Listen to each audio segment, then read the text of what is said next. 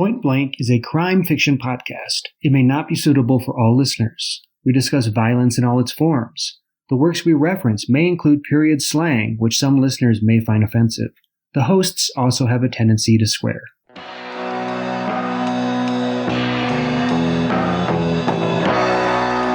Episode 9, Night Has 1,000 Eyes by Cornell Woolrich.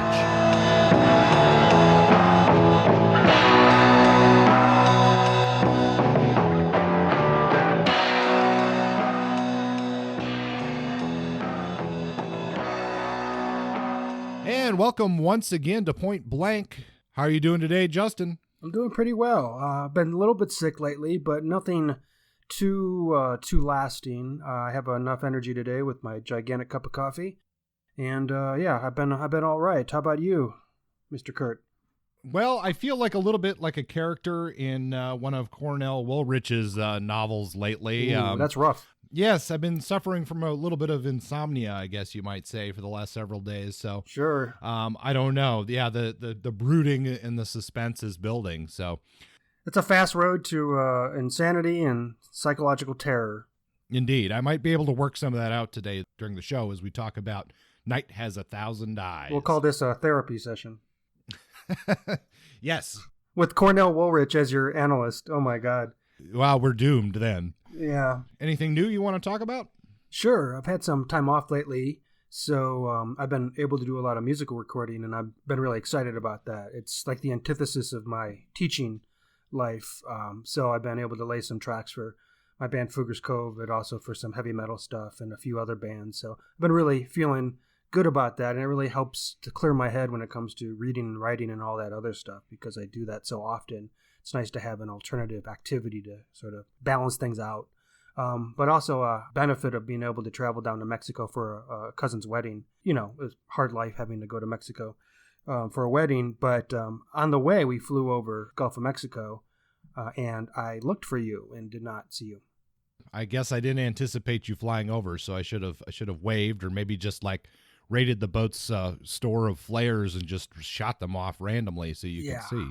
Yeah, we should have coordinated that. But in addition to not seeing you, I also did not see Scorpion Reef. I was looking for Charles Williams' little reef out there, and I was hoping that if the plane did crash, we would crash near that reef so I can scuba dive for that treasure, that elusive treasure that they did not find.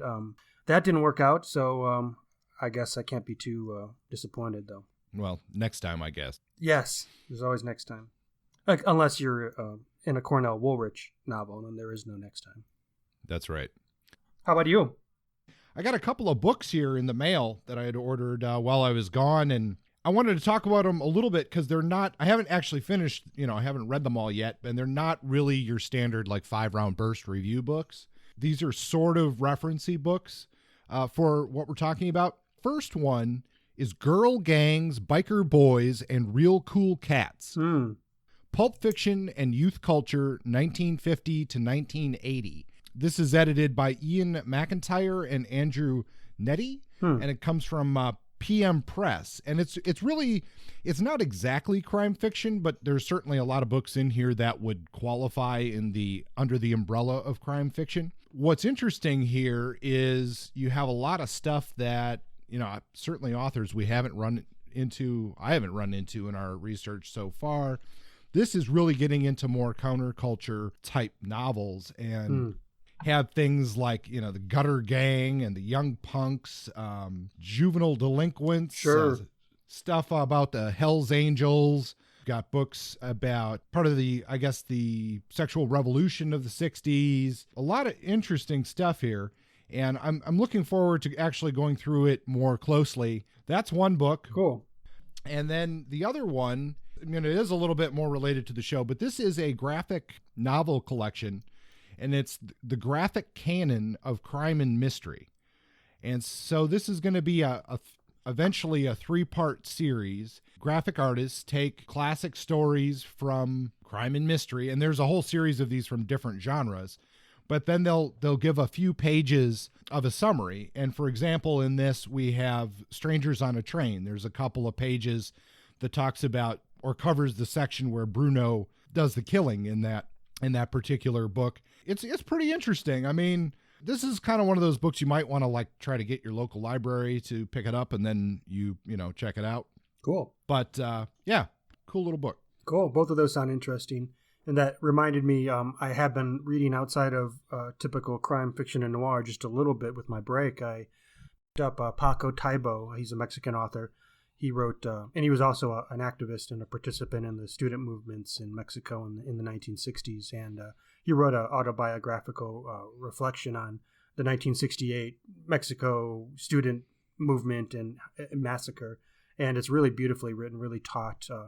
Stylistically, it's sort of similar to some of the hardboiled stuff we read. It's just really tight writing and has a Hammett quality. And there's a reason for that a little bit, or there's an explanation. Taibo is also a well-known detective fiction writer in Mexico. Most of it's in translation in Spanish, but I'm excited about maybe visiting him and his work down the road. He has a long-running detective series protagonist, and there's dozens, I think, of books written about this one character. So down the road, we can take a look at that. But I really enjoyed his nonfiction work. So that was nice. I read that on the beach in Mexico, thinking about student massacres and good stuff while staring at those turquoise waters. I'm not sure that's what you're supposed to be thinking about while at the beach, Justin. I know. I'm not good. Guess. I'm not good at relaxing. Anything else new, or should we get into 5-round burst? I'm good. I'm ready for 5-round.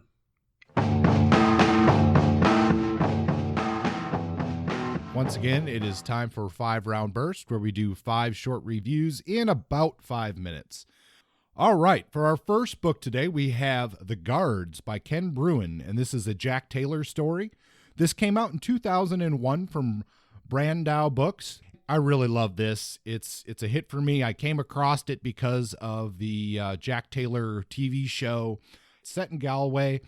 It has, your sort of disheveled, hard-boiled drunk detective who's been kicked out of the police force, but, sticks around and tries to help the people in Galway, sometimes, well and sometimes not so well. And this book is just, it feels to me so very Irish. He gives us this detective who has a lot of stereotypes, but yet it still feels fresh. There's parts of it that are so poetically written and just, it's very lyrical. Even the page layout is not necessarily standard throughout the book. And, really, if you haven't read Jack Taylor books by Ken Bruen, I cannot recommend this one enough. If any of those things appeal to you, that's a hit for me, and I will be reading the rest of this series. The second book that we have here is a newer one. This one is The Bloody Black Flag, a Spider John mystery by Steve Goble. This came out in 2017 from 7th Street Books. And here, this is a pirate mystery. We have our main character of Spider John, who is brought aboard a vessel with a good friend of his named Ezra, who is almost immediately killed on board the boat. And the remaining pages are the investigation that Spider John tries to do aboard the ship. Basically, before they reach the next port, he eventually uncovers Ezra's killer. Now, this book is, if you've listened to the show, you know why I was drawn to this particular book. If the idea of a pirate mystery appeals to you, I think this is going to be a hit. If that puts you off in any way, then just avoid this, because it's kind of written for that audience, and it doesn't propel itself above the genre that it is. So I'm going to say that this is sort of a cutlass battle that's kind of ending in a draw as far as a hit goes. Next up, we have Poisonville. This is an Italian translation by Massimo Carlotto and Marco Videtta. And this was originally published in 2005 in Italy. This is the 2009 translation from Europa Press. And what we have here is we have a family mystery. The main character, Francisco, his fiance is killed in the opening pages of the book. Then he's a lawyer, and he uses his connections and to try to uncover what happened to his fiance. Initially, he's sort of pegged as the killer, but that quickly is set aside.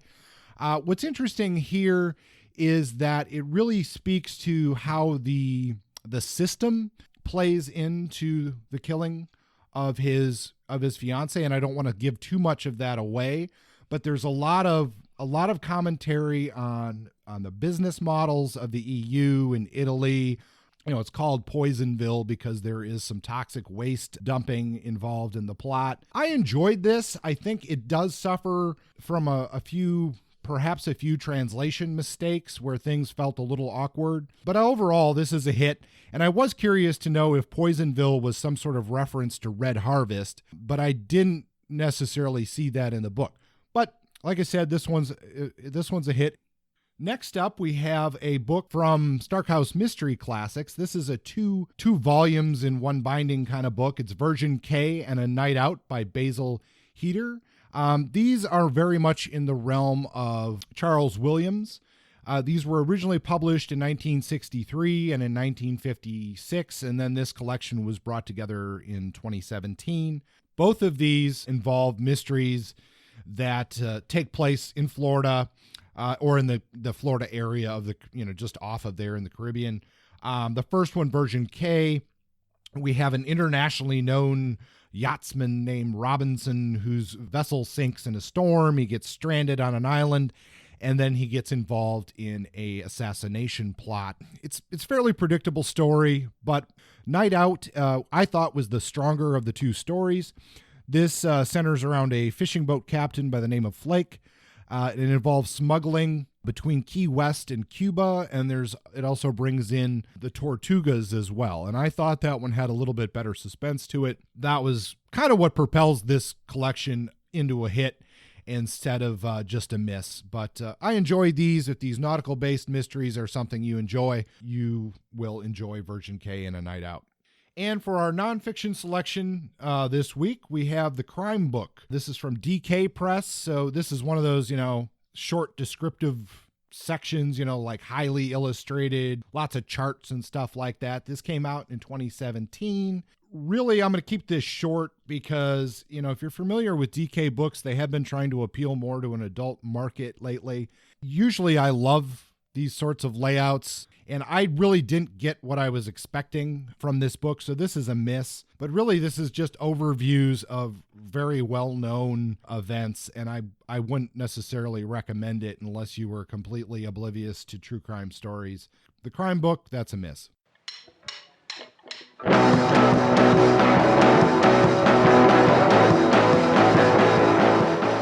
On to our main topic for today, Night Has 1,000 Eyes by Cornell Woolrich. Before we get into the summary and the discussion of the book, Justin, what were your initial impressions of this piece? Well, I came into this book optimistic and excited. The cover's really cool. It's got this sort of chiaroscuro, shadowy noir image of a city. I've heard a lot of good things about Cornell Woolrich. Problem is, I didn't love this book. In fact, I struggled even to like it at times, and I'm giving it a 3 out of 5 kill shots, and we'll talk about the reasons why in a little while. The reason for the 3 out of 5, this book has an existentially lonely quality, which is cool, which is very noirish, but the writing is so heavy-handed. Cornell Woolrich is trying to squeeze so much noir atmosphere, it seems, or so much grim melancholy into his descriptions of the city and these characters' situation. He tends to lose focus, it feels, on what matters, which is whether or not the reader wants to turn the page. And on numerous pages I wrote, I'm getting bored here. Why with all the description? And that was a problem for me, and one that I'd be curious to hear if you had the same type of relationship with this book. But there's also good stuff. I don't want to just rag on it, but I did have trouble with this book more so than some of the others we've read. Yeah, I have to agree with you. I have a lot of the same feelings about it, which I guess is good that if we were both questioning it, that's probably a good thing. I would have to say that I'd give it a 3 out of 5 as well, pretty much for the same reason that you do, and that is it feels like this thing is just pulling teeth for a lot of it. And I get that that's kind of the point, but it's too much for me. There's a lot of stuff I do like in here. I think there's a lot of elements that are very powerful. I enjoyed the somewhat unique layout of the book, and I have read some other Woolrich, and I think comparing the two later in our discussion will help clarify why this one was trouble for me. So that's good. I'm glad that we're on the same page. I'll be curious to hear more specifics down the road. Let's give a little bit of a summary here of this book, just so you have some idea what we're talking about. Originally published in 1946, Night Has 1,000 Eyes opens in a park. It's night, of course, and a man is walking home. Soon he discovers a purse that's been abandoned. He follows the purse to a young woman who's about to jump off a bridge. And of course, this man has to stop her. He does, even though he's there to support her. She still feels full of dread. She has this sense of hopelessness. She talks about, not being able to survive the night because it's just going to come again. But this man, is Detective Tom Shawn, he talks her down a little bit, and he eventually gets her to a diner. And there we get into the section of the book that takes up almost half of the book, which is the telling, where we have this long extended flashback into how she got to be standing on top of that bridge. This woman, we find out her name is Jean Reed, tells the tale of how she finds out that her father is going to die. What this is a sense of hopelessness and foreboding based on a prediction of the future. And why does she believe this? Well, she believes this because her father, to make a longer story short, her father went on a business trip. A maid tells her that her father shouldn't get on a flight. She at first dismisses this, and then eventually she tries to tell her father, no, just take a different flight. Well, she can't get a hold of him. The flight crashes. She thinks that her father is dead because of communications at the time. And he shows up in a couple of days, and lo and behold, he's alive. And he just happened to be distracted and not get on that plane. Well, because of this prediction, the Reeds, Jean Reed and her father, they try to track down the person who predicted this flight crash. And they do through the maid. And it happens to be a man who goes by the name of Tompkins. He can essentially see the future, and he doesn't use this to his gain. He actually doesn't like any notoriety about it, but the Reeds, particularly Mr. Reed, essentially pressure him into revealing information. And through a long series of visits, Mr. Reed goes back to him to get advice on business and whatnot. These predictions almost all come true. And then eventually, Tompkins predicts that Mr. Reed is going to die. He says, you will meet your death at the jaws of a lion. And because everything else has been shown to be true, the Reeds just descend into this fear, this nihilism that there is nothing that they can do to prevent the death of Mr. Reed. And that ends the first half of the book. In the second half of the book, we actually get into what is this Detective Shawn going to do about it? So there things start to pick up a little bit more in that we have essentially three major threads going on here. Shawn involves the rest of the police. They set up protection on the Reeds and, secure the house. They assume this is some sort of business-related hit or something of that nature. A set of detectives stakes out Tompkins, assuming that he is in on the plot. And then another detective goes in search of lost lions from circuses and zoos to make sure that one isn't going to run up on Mr. Reed and attack him. I don't believe it's giving anything away in this book to say that Reed does die in the end, and he does die at the jaws of a lion. And it's not necessarily the way anybody predicted, but this whole novel is about this buildup of dread, of fear, of just utter hopelessness of this death. Essentially the death comes for us all, and that when you know that it's coming, there's maybe nothing to do to distance ourselves from that death. Fair enough. That sounds like about what I got out of the book. Okay, so who is this Cornell Woolrich? I have a little bit of an author introduction here so we can get a clearer sense of this person as a writer and how he fits into the overall canon. Cornell George Hopley Woolrich. He was born in December of 1903 and he passed away in 1968. He was an American novelist and short story writer, very prolific, who sometimes wrote under pseudonyms because of his prolificness. He's known as William Irish, George Hopley, and a variety of other pseudonyms. He was born in New York City, and his parents were separated when he was younger. They had moved to Mexico because his father worked on dams and bridges and other type of infrastructure projects. But his mother did not do well in Mexico. She returned to New York City. Cornell was left with his father for the most of his childhood and into his adolescence, living in Mexico. This was an important part of his experience growing up, and it sort of shaped in a lot of ways a lot of the themes in his writing down the road. His father was very macho. His father was a man's man, and Cornell could never live up to those standards. And I think it created some insecurities in him that he had a hard time living down the rest of his life. Eventually, though, he did return to New York City at the age of 12 or 13 to live with his mother. He never stopped living with her. They lived together until her death in the 1950s. He attended Columbia University, didn't do too well as a student. He was too focused on developing his writing career. And he did. He actually published his first novel while still a student at Columbia at the age of 22. And that novel was called Cover Charge, and it essentially emulated F. Scott Fitzgerald's Gilded Age, Jazz Age writing style. He was an acolyte of Fitzgerald, and he wanted to write like Fitzgerald and find the same type of success. He never did. Though he wrote 6 or 7 novels in this Jazz Age style, it never took off, and he never became the superstar that he had hoped he would become. This caused him eventually to switch gears.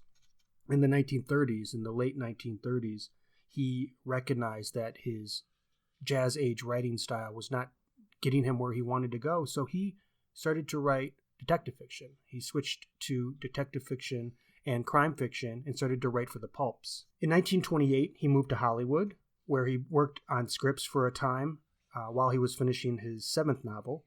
It was after that moment, when he turned to pulp and detective fiction, his output became so prolific that his work was often, as I said before, published under many pseudonyms. For example, he used William Irish while he wrote for Dime Detective in 1942. He would use George Hopley for other magazines. He would publish novels under one name and then put out short stories under another so that publishers would not get miffed at the fact that he was so prolific. He published stories under a variety of presses, including Argosy, Black Mask, and Ellery Queen, and his first mystery story was put out in 1934. He put out his first novel in 1940 that was The Bride Wore Black, which was fairly well regarded, mixed reviews in some quarters, but the Kansas City Star called it a delicacy for epicures. The Saturday Review of Literature called it an opus out of the ordinary, highly emotional and suspenseful, with a surprise finish that turns somersaults in amazingly agile, if implausible fashion. Odd. Which is sort of interesting. That's how I would consider what I've read today of Cornell's work. Odd, suspenseful, weird. Hollywood didn't work out too well for him. He didn't find the success in Hollywood that he had hoped for. He returned to New York to live with his mother in a hotel room in the Hotel Marseille. He lived there for 27 years or so with his mother in Harlem. It was there that he produced Night Has a Thousand Eyes, the book we're reading today, among others of his Black series Noir. His writing made him wealthy. He actually made a good amount of money, unlike some of these other writers who struggled from book to book. Woolrich found success, and from his early writing career, starting at the age of 22, to his death in the 1960s, he made a lot of money. And when he did die, he donated a huge endowment to Columbia University, $850,000, in the name of his mother. Woolrich, throughout the course of his life, was obsessed with death. He was an alcoholic for most of his life. He had a strange relationship with both his mother and his father. When his mother passed away in the late 50s, this was a turn in Woolrich's life. At that point, his writing career was effectively over. He became more of a recluse. He dove deeper into the bottle. He moved to a new hotel and spent most of his life in there, to the point where he had a foot injury that went gangrenous because he refused to go get it treated. Reminiscent of Carol Daly refusing to go get his dental work treated because he was afraid to go outside, and afraid of pain. Anyway, this gangrenous leg and this alcohol problem after the death of his mother ballooned to where he ended up being sick, being ill, and passing away at the age of mid-60s. Anyway, I'm running out of steam here. I hate the son of a bitch. Yeah, I mainly focused on Blues of a Lifetime, an autobiography of Cornell Woolrich, and this was unfinished, but this was supposed to be his autobiography here. It was edited by Mark Bassett, and I have the same feeling about him. Like, I just come away from this like not liking this guy much at all. Yeah, and he comes across in some ways as one of his noir characters, and I think that's almost what he wanted himself to be. But yet he's sort of like a noir character where, besides his writing, nothing really happens to him. Mm-hmm. In the introduction to Blues of a Lifetime, Mark Bassett says, quote, "Writing, romance, despair, mother, loneliness, isn't that all we know and need to know about Cornell Woolrich?" And that's kind of true. I mean, he comes across in his autobiography as having this sense of like, woe is me, loneliness, all of that right from the get-go. He writes a bit about his college days, and he seems to have this insecurity throughout his entire life about what it is he's doing, even though he's obviously very successful. He published a lot of books. He, like you said, he made money at it at a time where not everybody was doing that. He had a ton of films made about his work. You know, he's regarded by many authors today as, you know, this huge name in this noir universe. And with him as a character, or I mean, I guess that's accurate to say that he is a character, but the character in his own book is accurate because the editor Bassett makes a big point of a lot of these things, these stories that Woolrich is looking back at his life on don't necessarily hold a lot of weight factually. So he viewed his life as this very lonely experience, a set of occurrences that just didn't quite ever go his way. And yet, when you look from the outside and you look at that publication history, he shouldn't have had that perspective necessarily. But I don't know, maybe that's why he was able to write the noir that he did, is just because he was so damn depressed and lonely and very uncomfortable with himself. Yeah, I think that discomfort with self is an important aspect of his personality. He had issues with identity, and I have quotes from him as a young person taking up smoking and drinking. And of course, he smoked incessantly and drank his whole life. That was one of the things that did him in. He smoked for the first time incessantly because it was fashionable, even though he admitted later he didn't even like cigarettes. He said the same thing about alcohol. He drank because that's what other people were doing, and he just wanted to fit in. He didn't like alcohol. He didn't enjoy the flavor. The first drink was terrible. The second drink masked the first, but even the last drink was also terrible. And this, to me, this sounds just like a miserable sap who wants to complain about everything. But it also reveals something profound about who he is, or maybe that he didn't know who he was, or that he hated who he was, and that he just wanted to find any way to fit in that he possibly could. A lot of the biographers that I read refer to a time in his life when he was sexually promiscuous homosexually, and that maybe this was part of... There's a lot of analysis into who his personality was. He's been closeting himself for his whole life, and that a lot of these manifestations of despair and sorrow and sort of self-hate have to do with the fact that he's a closeted homosexual. There's no, absolute facts about this, so I don't want to spend too much time on that. But sure, that might be a part of it. Maybe he had some self-hatred going on. But he definitely, I think, his life, his miserable life, it doesn't translate into anything too provocative like Gardner or some of these ace flying pilots or Thompson out there on the oil rigs. He just sits in a hotel room with his mom and feels bad about himself, but it turns into some real provocative, psychologically terrifying, at least arguably so, prose. And maybe he couldn't have done that kind of writing without this sort of, pathetic life.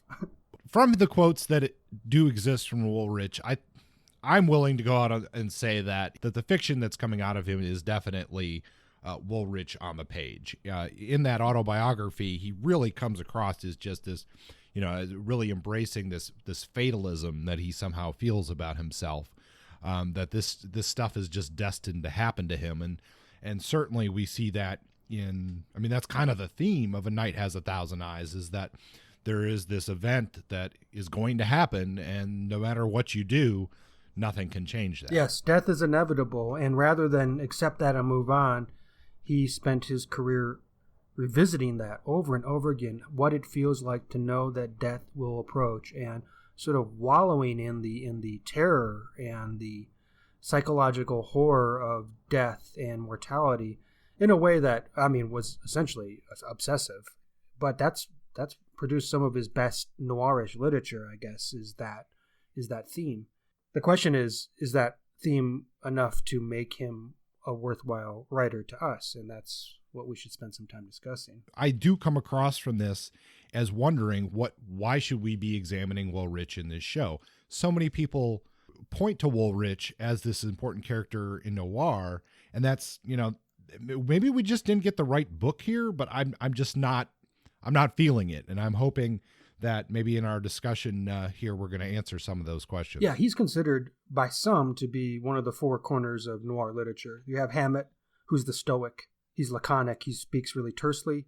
We have Kane, who brought in women as coarse temptresses, and like the femme fatale was really amped up with him.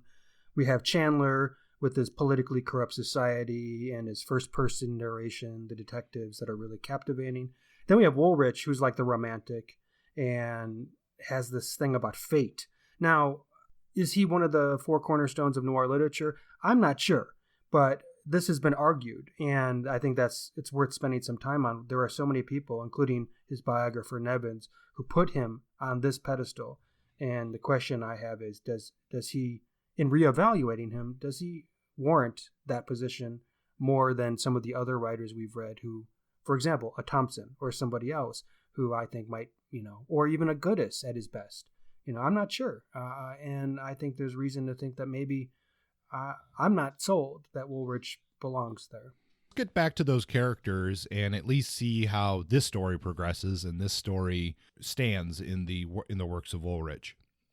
The first character we see in the story is Detective Tom Shawn. We don't know him as a detective then, but he's the man in the park who comes across Jean Reed on the verge of suicide. He's a guy who we spend a lot of time with as he gets to know Jean and learns her story, and eventually sets in motion some of the police procedure stuff later on in the book that in an attempt to prevent or identify what's actually going to happen with the predicted death of Jean's father, Harlan. What did you think about Tom Shawn? Do you think this is a character that you wanted to follow through the story, or what are your thoughts on him?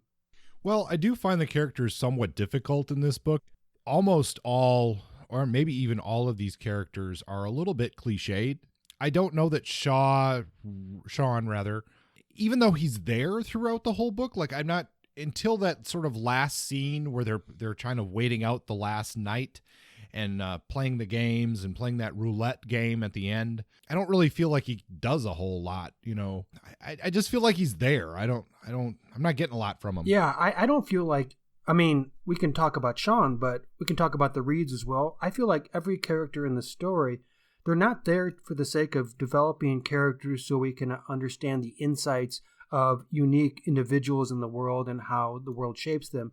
I feel like they're there almost as like just figures, different mouthpieces to talk about the one thing that Woolrich wants to talk about, which is knowing that death is coming and the terror that comes from that knowledge.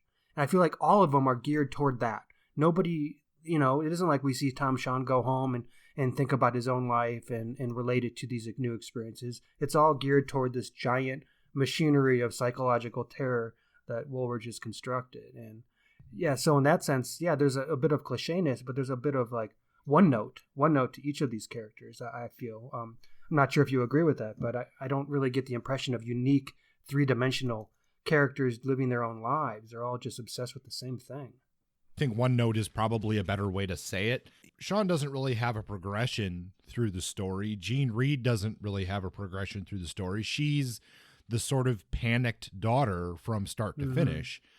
Harlan Reed, I mean, he's a one note. He's the father, rich businessman who, gets wrapped up in knowing this future, essentially just to make more money. And then he panics at the end and falls into this despair. That's what he does. All of the detectives that come into this latter half or second half of the story could pretty much be interchangeable. I mean, they're just really names moving around from place to place. It could have all been one singular detective. The only character that maybe has some more depth is, to me anyway, is the Tompkins character. It's true. Tompkins is one of the few people, not the only person really, who's not preoccupied with the death of this man. He's just making predictions and doing his own thing. He has a different angle. We don't see too much of him. We don't know much about his personal life, but at least he's not obsessing over the death of Harlan like everyone else. Yeah, and that's probably the only reason he sticks out, is just because he's the reluctant participant in all of this. Yes, he doesn't want to be. He's like, why are you coming to visit me? Will you leave me alone? Will you get out of my life? And Harlan's insistent on getting insight so that he can make more money. This notion of wealth is a problem I think I have with this story, and it speaks differently to these characters than to some of our others in some of the other novels we've read. We have our down and out, sort of proletariat workers in the Hammets, in the Chandlers, or this clash of class with, for example, the Big Sleep, with these rich folks seeking the aid of a detective, and you're starting to see this sort of class dynamics happening in LA. Here, as in Patricia Highsmith's book, we have wealthy people, well-to-do folks having problems. I think Patricia Highsmith's novel was a little more dynamic in that, because we have Bruno and there's a lot more things happening. In this novel, it's just rich people worried about death and making more money and worried about death.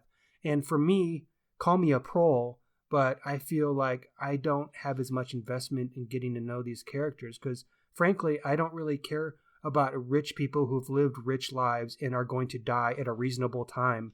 Why am I invested in that? I'm more fearful of death that comes when you don't see it coming, when it's unexpected. When you see death coming, when you know at some point in the future that it will happen or it may likely happen, there's ways of approaching that. One way is to, make the most of your life. Go on vacation. Go to Tahiti. Go, blow up a salmon dam or do something interesting. Not just sit there and feel bad about yourself. I just don't know why I am supposed to feel like this psychological terror with these characters who feel to me who are unearned. They're unearned. They haven't shown me what their value is to society or to each other. They don't even spend time loving each other. They just sit around talking about death. So I just don't get, I get Cornell's obsession, but I don't get why as a reader I should feel the investment in this terror that Cornell wants me to. Yeah, I can't disagree with any of that.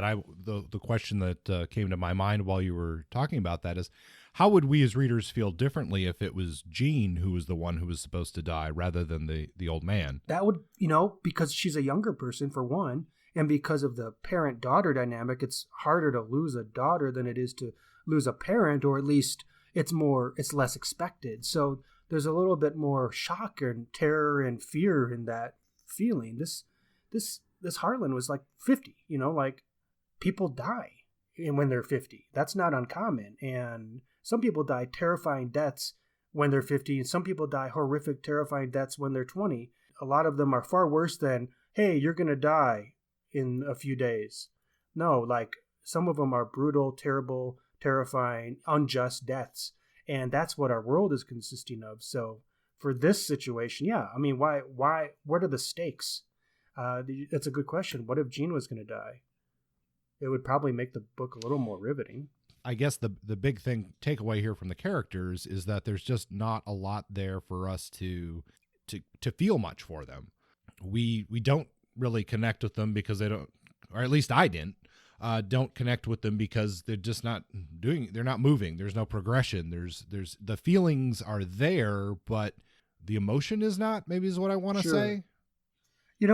Some of the writers that I've read, and there was one biography that was particularly long. It's by Francis Nevins, and it's called First You Dream, Then You Die, and it's a biography of Cornell Woolrich.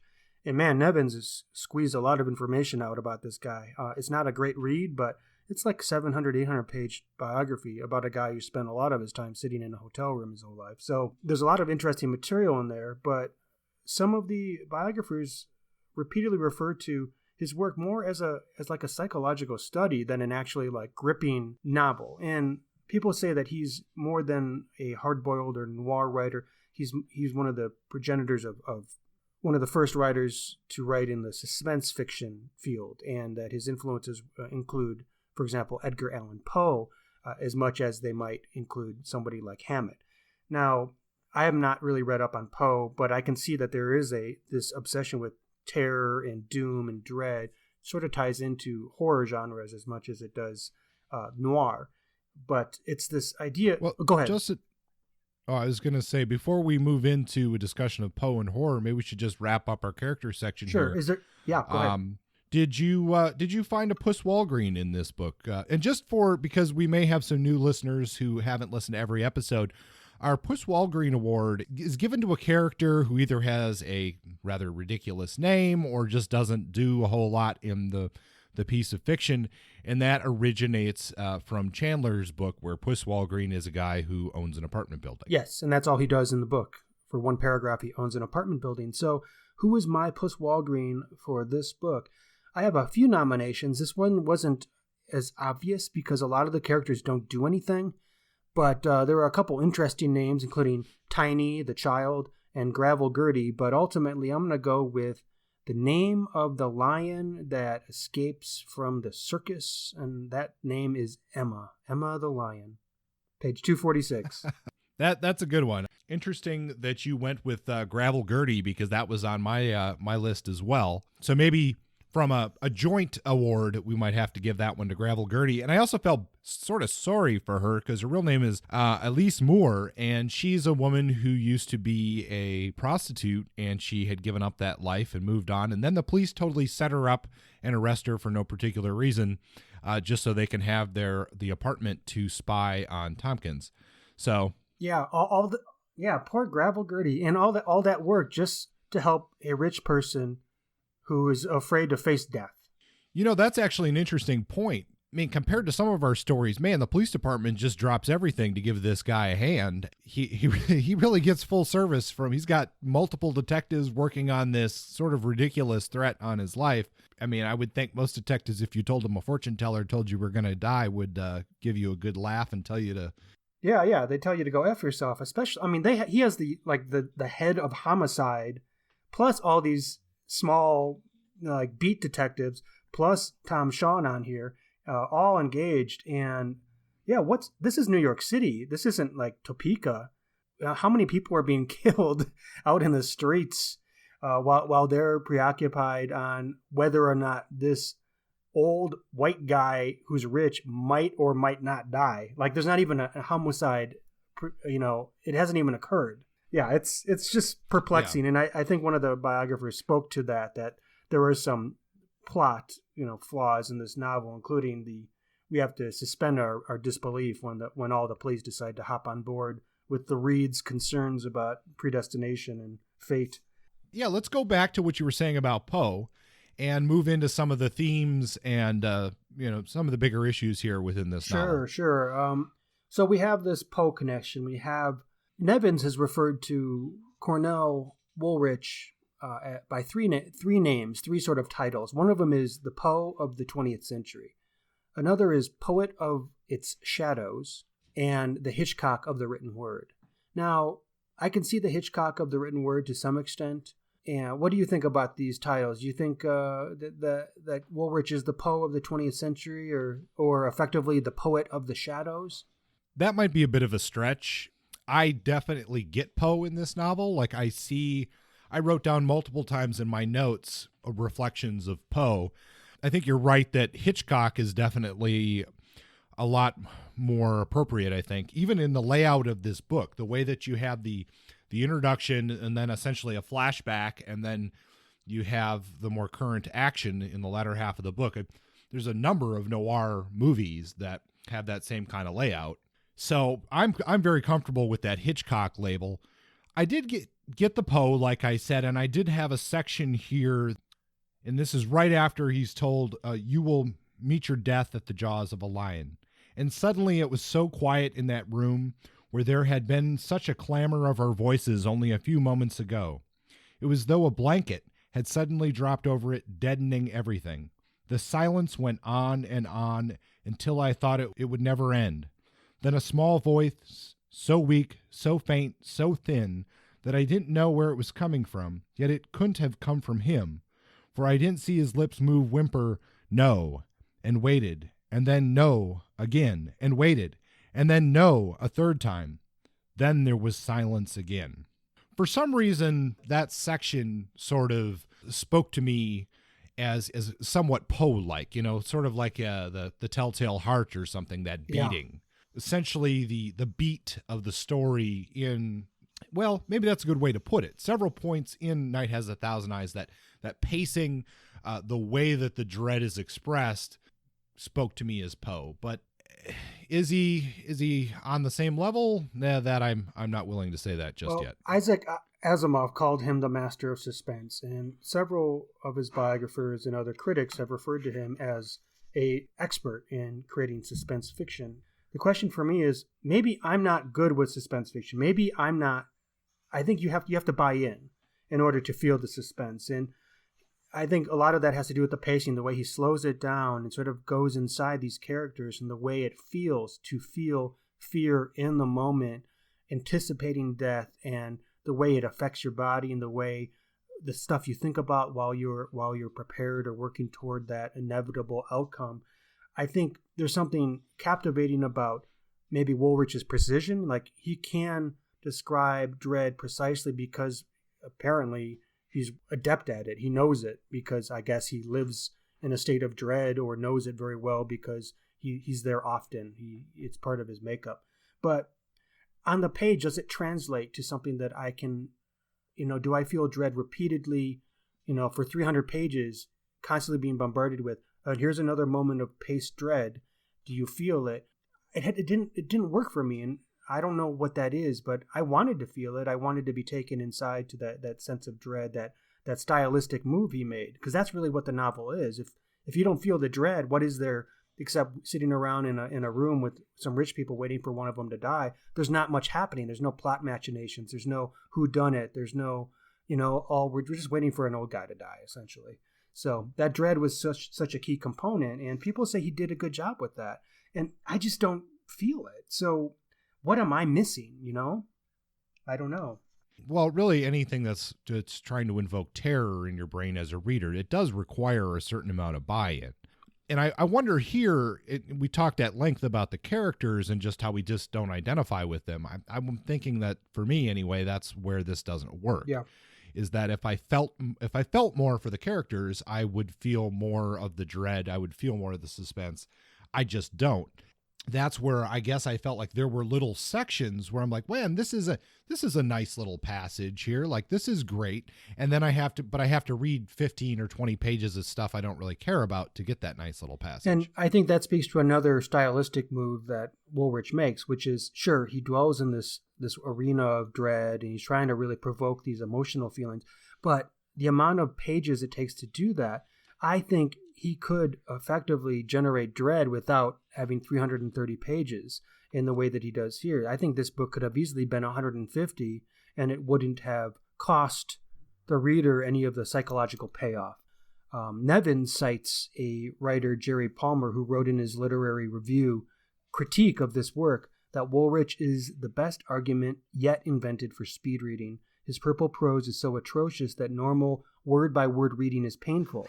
Now, this is hard. That's a pretty hard line, pretty strong critique.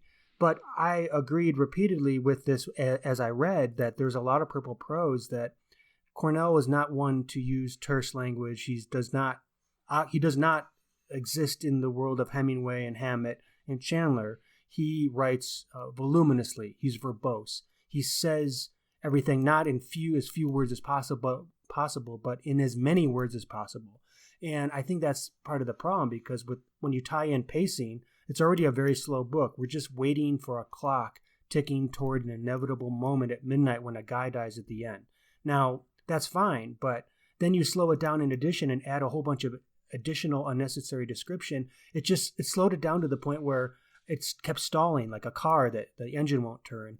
And I was just wondering, maybe maybe it's because I'm drawn to this terse sort of cut to the chase style of writing that this verbosity just doesn't work for me.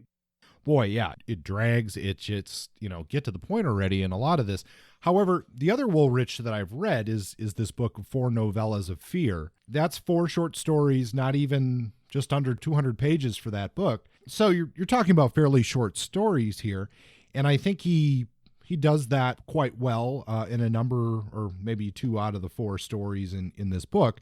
But even with the shortness of these stories, I still felt that in some of this, like these 30 or so page stories could have been even shorter had he cleaned it up a little bit more. It did drag on, but it's definitely better in that form. And I can see, when I read that, and that was some months ago, I was pretty excited for Night Has 1,000 Eyes because, this is pretty good. Like, I feel I'm feeling the dread here. I'm seeing in his writing what I've read other authors and critics say about him. I know we got to look at just this book because that's what we're doing, but I really feel like, I guess if our listeners or somebody has another Woolrich story that would be maybe a better example or maybe something different than this, I would really like to hear about that. He's just, for the fact that neither of us were really taken by this book, the amount of times his name comes up, I just feel like we need to spend more time on him, but I don't want to unless I see something different. I agree with that. And, The Bride Wore Black, I heard it was recommended, but the same thing can be said about the book we just read. So, yeah, audience, if you have any experience with Cornell Woolrich, if you have any contrasts or opinions that differ from our own about Woolrich, if you see great value in him, we'd love to hear it. Send us a note to let us know. And if you have any specific recommendations, we'd love to hear that as well, because we want to understand this guy. But so far with Night Has 1,000 Eyes, it seems that we're either missing something or he's just not working for us in the way that I expected him to. So that being said, yeah, there are a few themes in this book that I do like. There's the obvious nihilism, which of the noir genre, and that's something that Woolrich gets pointed out about quite a bit. And, I even have a quote from Nevins here that Woolrich's novels define the essence of noir nihilism. And, I guess despite not liking this book, I do see that in this writing. And then the other theme that I saw in this book is this idea of light, and light is a tool for not just like setting mood, but also something exudes infinity, and also this in many ways it's interesting to think of light as contributing to nihilism, but I thought that it did in this book a little bit. That's interesting. Is that related in any way to like the stars, the motif of stars, and how this notion of stars have 1,000 eyes, and how they're always seen and they're infinite and they're always there despite the the limitations or the finitude of human experience? That vastness, that infinity of the stars, that ever presence that, she says multiple times, well, night is just going to come again tomorrow, and I'm going to see the stars again, and I'm going to be lost in this vastness, which reminds me that I am nothing in the universe. And, that's very nihilistic. It invokes for me maybe less Poe and more H.P. Lovecraft. Sure. Because that's a element that he certainly, that's one of the theme of his work is, as humans, we are nothing, essentially. Yeah. It's like they're both operating on this geological time. Human existence is essentially, in the scheme of things, meaningless. We obsess over it, and yet it accounts to very little of the overall, thread of time, space, in the world and the universe. And H.P. Lovecraft is another person who's been called the 20th century Poe. So it's they have a strong relation. And I'm not well versed in Lovecraft, I admit, but I know you are more so. But I really think it's interesting to think of Cornell Woolrich in this camp of psychological horror as much as he is in noir. It's just not what I expected, and it's not something that people seem to reflect on as much as it seems obvious to me that he's in that camp more so than he is in the camp of Dashiell Hammett and Chandler, but that's where he gets grouped. One other thing I want to add about him and maybe a more positive spin, Marco Kinsberg writes that this book is a psychological study as much as it is anything else. So we see how Harlan Reed changes even physically as the time gets closer to his predicted death. And we also see how the pressure affects his daughter. The fear of death and its inevitable approach have a strong impact. In that way, this is arguably a novel of psychological suspense, and the tension is built as the various characters react to the increasing psychological pressure. You know, maybe if I were a more generous reader with this book, I would see this too, that as a psychological study, perhaps Woolrich is really hitting it on the mark. He's really taking his time to sit with these characters and show their building psychological reaction to this death as we tick closer to that moment. And maybe he is really adept at this, and that because I'm not really feeling that connection with the characters, that I'm not able to immerse myself and really enjoy this labor that he's undertaken to its fullest extent. The other cool thing about this story is that I do like the way that he plays with form. You start off with this dude walking in the store, in the park. Then you get this woman, Jean's 120-page like first-person narration of her telling her experience. Then you jump into the police procedure where like there's these cops out on the beat, sort of interrogating people and trying to solve or figure out what's happening with Harlan.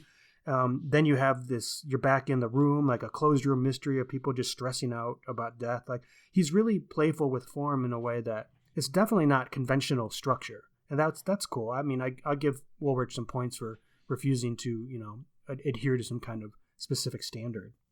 Yeah, I enjoyed that play with the structure as well. I did. In fact, when I was just, before starting the book, just kind of thumbing through it and seeing that structure was like, oh, this could be exciting. Maybe in a in a little different story it would have been. I did want to give two quotes here about those themes of both light and nihilism. And this is from the end of towards the end of the book. And for me, there is a little bit of payoff for all of this stuff that happens at the beginning and all this buildup. I did really like the last couple of chapters. Basically, as they're approaching that midnight and he starts playing with time, and that was an enjoyable part of the book for me. This first one, I guess this speaks a little bit to light, but he says, Sean knew they'd never forget this night, the two of them. He's talking about Jean Reed there. No matter what else happened for the rest of their lives. It would never be altogether over either. It would never completely fade into daylight again. It had grown too dark this one night. Some of the darkness would always be left behind. They were getting scars on their souls, the sort of scars people got in the Dark Ages when they believed in devils and dark magic. Scars that would never completely heal. Pain would leave, the stiffness would leave someday, but the scars would always be there if you needed real hard and close.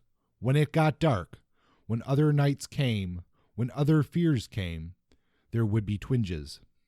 For me, that's where I get that Lovecraft connection, because that seems like this cosmic horror or oppression. And then the other quote that I liked from the end there is, seems odd to me, but they're trying to pass the time and make the old man forget about what's happening, so they break out a roulette wheel.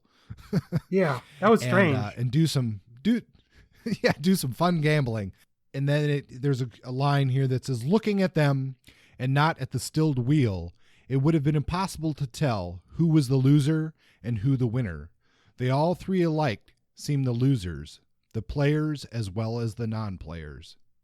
That sort of sums up Woolrich right there. Yeah, exactly. I mean, it doesn't matter if you're in the game or not, you're gonna lose. It's just interesting. His motif is more in line with Lovecraft's. He doesn't bring in a moral element so much. There's not really any moralism happening here. Just humans are mortal. We're going to die. No matter what you do, our fate can't be escaped. He doesn't turn it into some, well, what do we do with our lives to make meaning? He doesn't care so much about finding value or meaning in our lives. More just, let's just reflect on that repeatedly. That terror, that end. Something I guess it was really close to home for him. He became an expert at it, I guess, talking about it, given how much it affected him personally. This is a quote from Woolrich that I found in Francis Nevins' work. And he says, I was only trying to cheat death. I was only trying to surmount for a little while the darkness that all of my life I surely knew was going to come rolling in on me someday and obliterate me. Yeah. It's a great quote, and it's just, man, I mean, is he he's just obsessed with this death. He is. He's just obsessed, and his superabundance of detail is used toward one end, which is describing the feeling of death. It's like he never escaped it. This is something that haunted him as a child. I have one reference to the title, Night with a Thousand Eyes. Nevins writes that it's rooted in part with a theme that Woolrich continued to experience throughout his life, and it started when he was a young person in Mexico. He refers to the valley of Anahuac, which is Mexico City, and as a child, he recalls the stars being very close, hovering over the valley like it was like a dome, and the stars weren't very far away, and he felt really connected to those stars and how they seemed to oppress or suffocate him almost. They sort of felt too close, claustrophobic almost, in a way that made him feel mortality very clearly, even at that young age. He was 10 or 11 or whatever, and that sort of stuck with him, that he was like struck with terror at that moment. And he wasn't religious, and he never was religious until his deathbed, but I think that fear struck him early, and he never let it go. He just wrote about it for the next 50 years, and that was that. It's just interesting. There was no real evolution there. It was like the same note being hit over and over again. He was stuck in a loop, like a record that skips. And maybe that's, to me, it's difficult. That's one of the most tragic aspects of Cornell Woolrich, that he never let that go. Subject unknown. We're going to talk about something a little bit different from our standard writing. I'm going to actually talk a little bit about gaming. Gaming can be a lot of different things. We could be talking about computer games or tabletop board games, or the focus I'm going to have for this time is actually role-playing games. And we'll get into that in just a minute, but why gaming? Well, first of all, gaming is a big hobby for me outside of my other pursuits. Piracy. You're a pirate. Piracy, yes, outside of piracy. For me, it's not about the tactics. It's not about winning. It's not necessarily about that. It's about telling a story. And ultimately, that's why I enjoy what we're doing with this show, with these books we're reading. It's about storytelling. And the thing that I find interesting about these games is, in a computer game, you can have certain amount of choices, but all of those choices are essentially scripted by a programmer somewhere. So your story, while it might be somewhat different than somebody else playing the game, it's kind of within a certain parameters or whatever. In a tabletop board game, it's going to be very much by the parameters that are set forth in the rules of the game. And in a role-playing game, it can be all over the place. What's interesting about a role-playing game for me is that it is a shared storytelling experience. It's not just, or it shouldn't be, just one person dictating a story to the other people sitting at the table. It should be a story that everyone is jointly creating. That's what's exciting to me. Most people are familiar with a game like Dungeons and Dragons, where you have somebody who is running the game, sort of not necessarily telling the story, but putting the elements of setting, clues, adversaries, putting all of those elements for the other players at the table. And then the other players who are sitting there are playing characters who are engaging with those elements to create that joint storytelling experience. I find this interesting as, obviously, from those story elements, but also as a tool, as a writer's tool, as just a creative tool. And in particular, what I want to talk about is the style of gaming that really evokes this genre that we're talking about, and that's investigative gaming.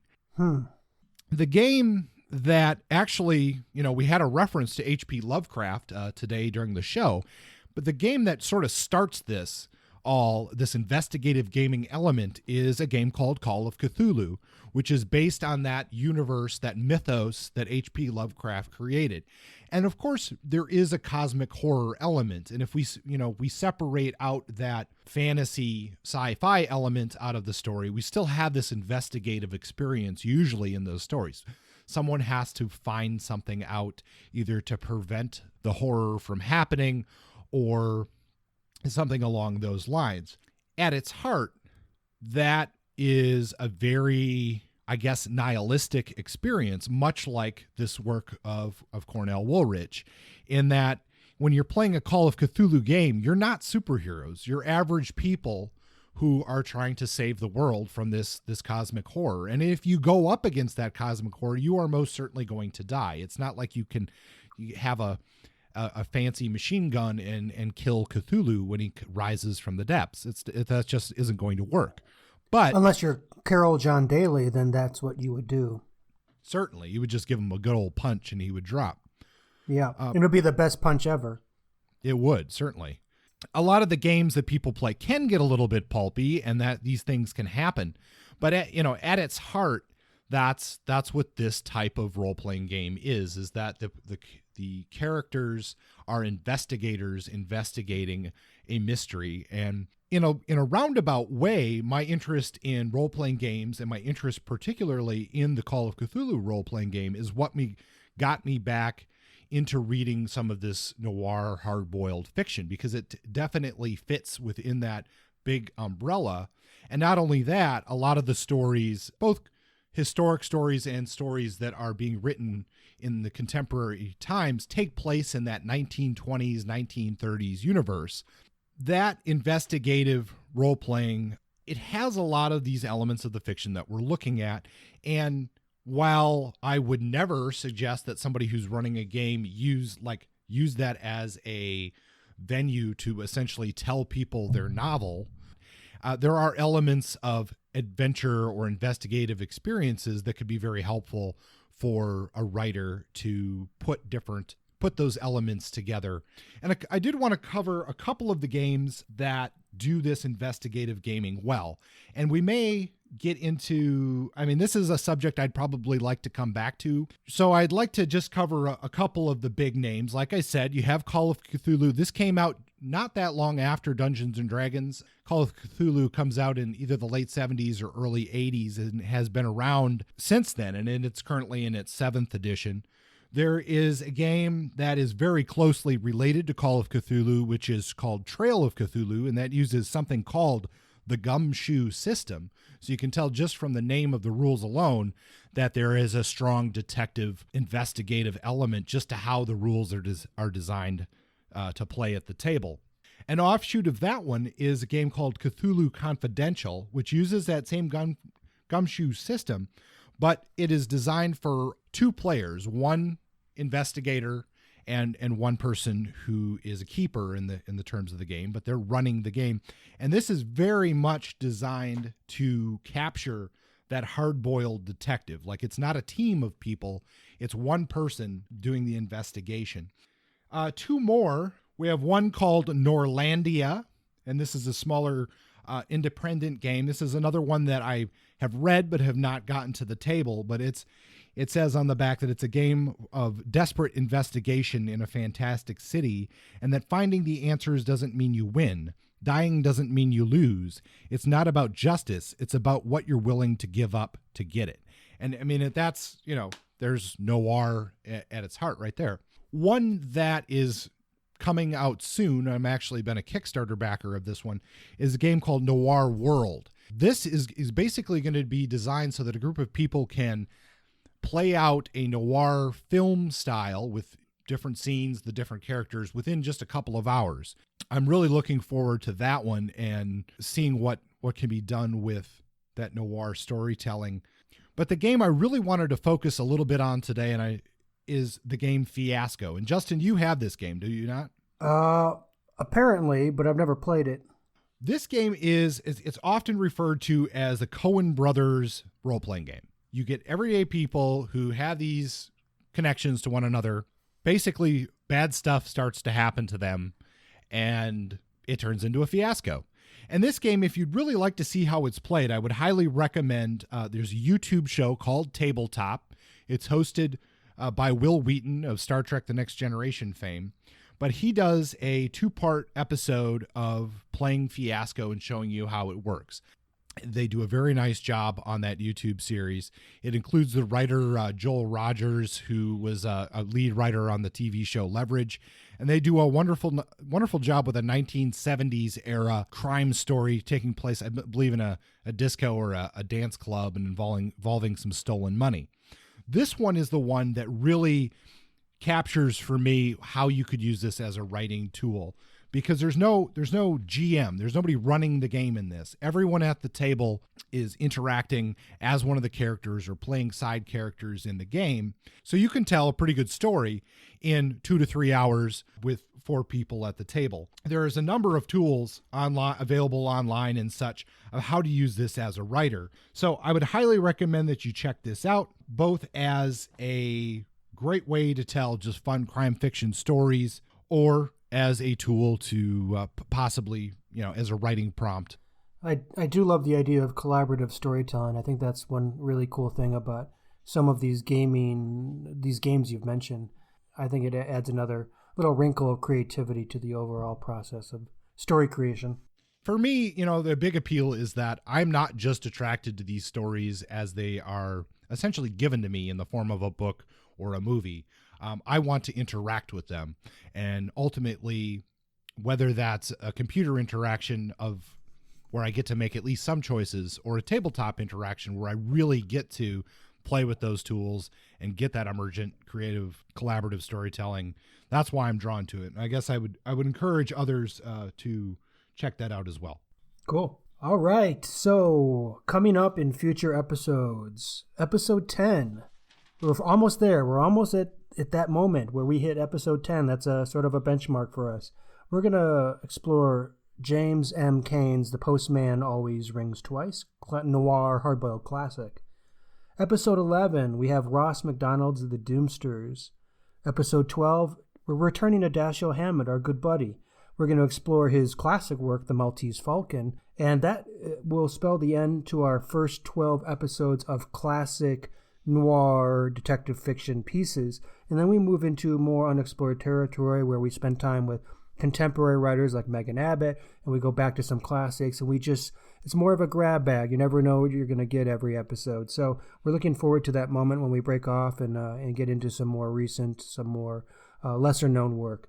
So that's coming up. And then how to contact us. If you're interested in the show and you want to know more, go to pointblankpodcast.com.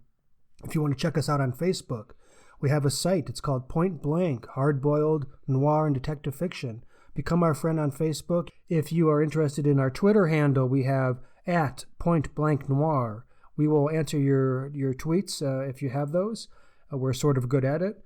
And if you have specific questions for us via email, you can reach us at pointblanknoir@gmail.com. So those are the ways to get a hold of us. Please do. We love to hear and interact with our fans and audience members. And we are, if you have questions or you want to bring stuff up, we will often bring those things up on the show. We will entertain your questions or your insights on the air. So that's another reason to get a hold of us. Spread the word. If you like the show, give us a rating on iTunes, preferably a good one. Tell your friends if they're into noir, crime fiction, etc. We do want listeners. We want more listeners. More is better. Yeah, it's good for us. It's good for you. Everyone wins. So tell your friends who might be interested in us to check it out. Thanks for listening, and keep spreading the word. Thanks, folks. Keep spreading those URLs.